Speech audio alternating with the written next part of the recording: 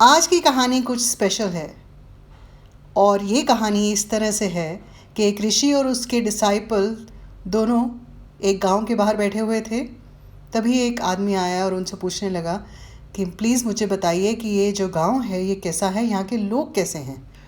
तो ऋषि ने उससे पूछा कि जहाँ से तुम आए हो वहाँ में लोग कैसे हैं।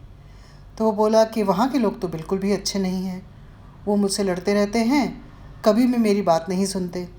तो ऋषि ने कहा यहाँ पे भी लोग ऐसे ही हैं, तो यहाँ पे भी लोग आपसे लड़ेंगे ही।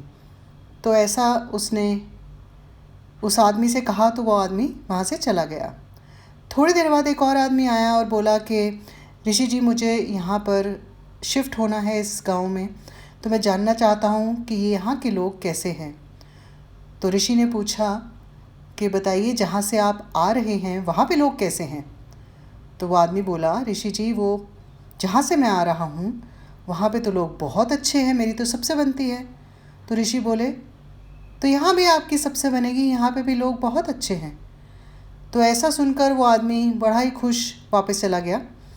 तो जो ऋषि के साथ उनके जो सहायक बैठे हुए थे वो उनसे पूछने लगे, कहने लगे, ऋषि जी, आपने पहले आदमी को तो कह दिया कि ये गांव अच्छा नहीं है और दूसरे को बोल दिया कि ये गांव अच्छा है, आपने ऐसा क्यों कहा। तो ऋषि मुस्कुराए और बोले कि बात ना तो गांव की है ना ही लोगों की है, बात है एटीट्यूड की।